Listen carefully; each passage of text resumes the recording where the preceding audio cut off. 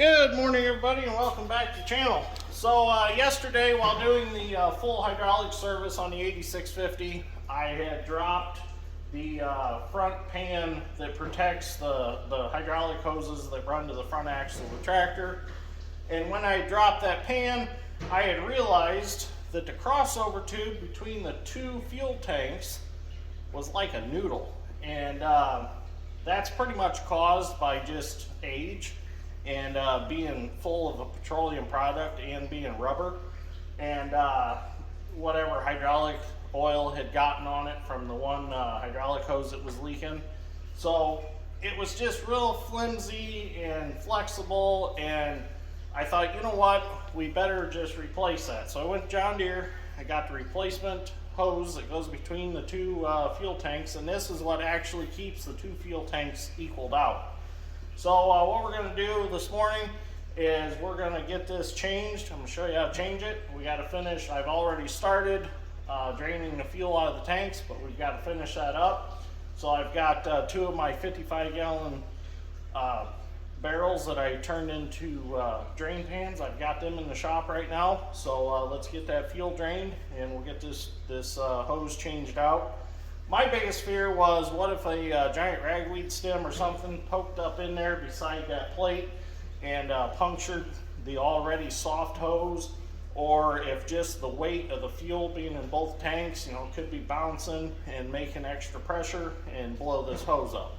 So I thought we better just replace it to be safe, because I think there's like 200 and it's over 200 gallon fuel. I don't think it's quite 250, but there's quite a bit of fuel in these tanks. And if that hose got cut at $3 a gallon, almost $4 a gallon, that add up pretty quick. So I thought we better just replace it. So let's get under there and get started.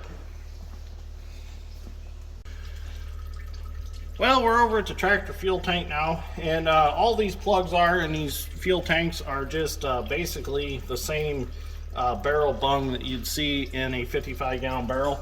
So I'm just going to take a barrel wrench here and finish taking this out a little bit more.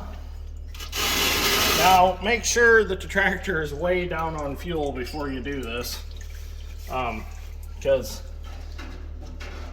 there's quite a bit of fuel in these tanks.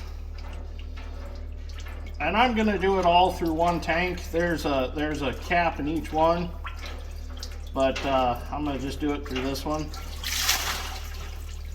So as you can see, that's all there is for a plug.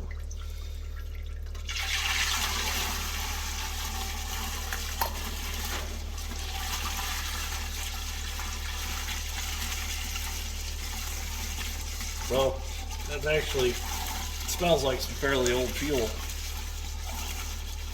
We're going to put fresh fuel in it. We'll use this fuel for lighting brush piles and stuff like that, which it won't go wasted by no means. We got to have it for starting fires anyways. So we recycle a lot of our used oil that way. Nothing goes to waste basically.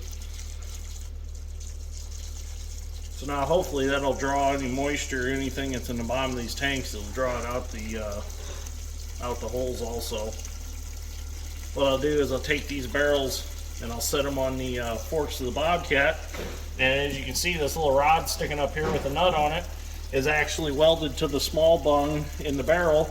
And we set the barrels up on top of the tote tank, and then we take a wrench, thread that out, and drains it right into the tote tank. So got them kind of a streamlined deal on getting rid of used oils and fuels. Works real well. My goal is eventually, I know on Welker Farms they made a drain pan out of a tote tank that is the whole bottom of a tote tank, and they put a pump on it and they roll it under the tractor to drain fluids in. I want to build one of those. I just haven't had time to do it yet. So I'm going to let this drain completely out, let it finish dripping, then we'll get under there and we'll get that crossover hose replaced. Wilson, can I have a donut? I know you're guarding the donut box with your life, but can I have a donut, please? No? Can't have one? Get off of there, chunky. I want a donut. Well, guess I'm not gonna have a donut. Guess it's kind of a weight loss program because Wilson's not giving up the donuts today. We're just about dripped out. Well, now we're under the tractor and you can see how floppy and soft this hose is. So we're gonna go ahead and take it off, and I suspect that there's some fuel still in it. So I got a kitty litter bucket down here, and I'm gonna take one end off and get it put in a bucket. There's just some hose clamps on it. Get those loosened up. Needs pressure washed under here. It's pretty nasty from the years of just grime on this tractor. It's probably never been washed under here. You know, the thing is with this tractor is the hours didn't get it, but the time itself got it, you know, because all these hoses and rubber and stuff that we've been replacing. There's a little bit of fuel in there. But yeah, that hose is so squishy, I just didn't even want a chance using it that way. So got that end off, and the curve goes forward so it's not rubbing on the pins and stuff for the steering cylinders, because there's the ends of the steering cylinders that actually steer the tractor. So we got one more hose clamp over on this side. We'll go ahead and get off. Some of you probably noticed that I got a haircut. I couldn't stand having long hair anymore, so I had Mom shave it off yesterday. It's driving me crazy. Some people just aren't meant to have long hair, and I think I'm one of them.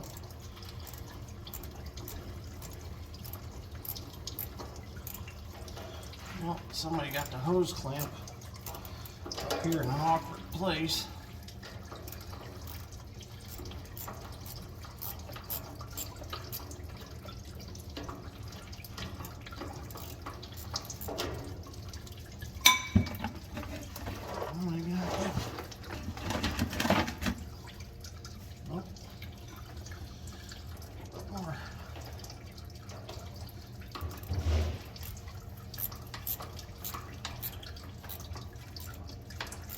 This hose clamp might be junk. Maybe not. It's full of crap. There we go. There we go. Now our hose is off. I'll go get the new one, clean this up under here a little bit, and we'll get the new one installed.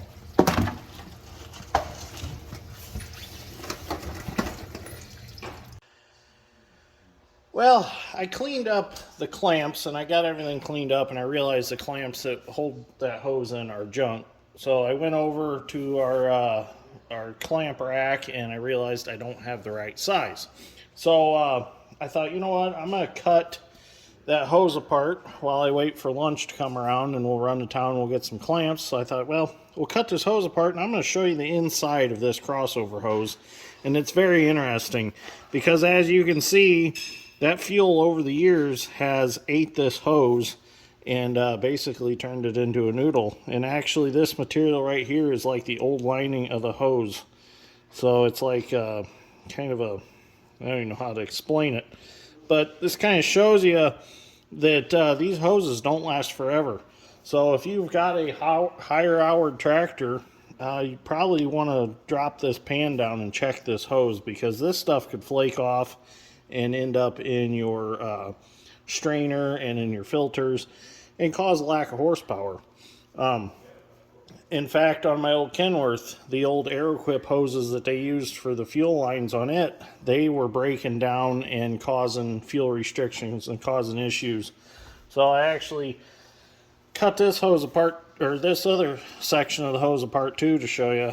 But it's nasty. It was definitely time for one. It makes you kind of wonder, you know, this tractor didn't escape time itself, so it makes you wonder about like the 4960 that they found that was extremely low houred that had sat out in the trees.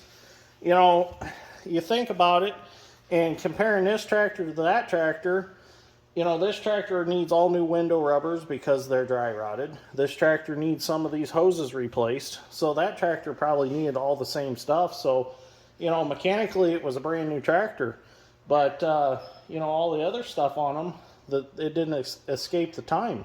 So you know, don't think because you're going to buy a lower hour old tractor that you're not going to have to put work into it, because you're going to have to put work into it, you know, just doing all this stuff. And we knew that going into this tractor, you know, just by visually looking at it, I knew that it needed all the window rubbers and stuff, so none of this was a surprise to us.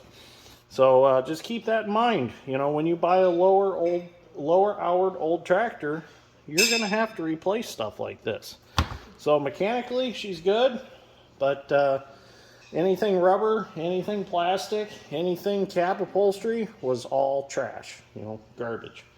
So, but anyways, we're gonna run to lunch now, and we'll grab them clamps and we'll put her back together. Well, we're not going to supper yet. I got to finish this. So, okay, we're back from, well, of course we're back from lunch now. I guess Mom texting Dad and saying supper's ready. I guess that's a good indication that it's later in the day. So anyways, I can explain that. The reason it's later in the day is because Clayton from Farmer's Edge came to the shop, and we had a meeting about having the Farmer's Edge service, which is really nice because it's going to help us with our farms now that are so far from our home base. We will be having a weather station on them farms, so we can see what the weather is, and also it'll with the satellite imagery, it'll let us know 2 weeks in advance if there is an issue out in the field. So anyways, we're putting this hose back in. Got new clamps. Went to Napa after we went to lunch. Darn it, let me turn that clamp around. But we went to Napa, and I bought a whole box, so I've got extra ones. Now when I put this hose back in, I want to make sure this hose is pushed up so it's not really laying too hard on the belly pan or skid plate or whatever you want to call it. But it's going to fill up with fuel anyways and be heavy. But I figured if I put it so it's a little bit torqued, so maybe it won't lay as hard. Make sure that slid on all the way. We'll get that tightened up.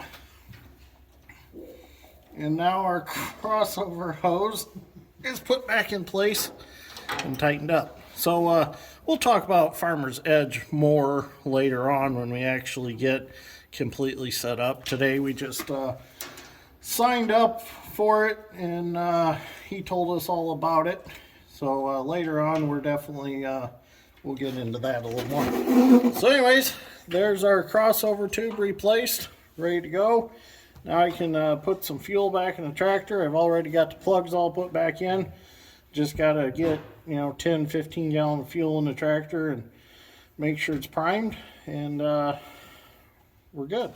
So right now Scooter, he's busy putting the oil back in the tractor, the hydraulic oil, and he's got quite a bit to put back in, so he's going to be here a while. So once he gets that done, we'll be able to back the tractor out of the shop finally. And the cab kit is ordered for it, so we'll get that done, and then wait for nicer weather, and we'll be able to take it to the field. So anyways, if you enjoyed this episode of Dirt, Grain, Steel, make sure you give me a like, and if you want to follow along, go ahead and subscribe. I'd greatly appreciate that. So thank you for watching, and we'll see you all in the next one.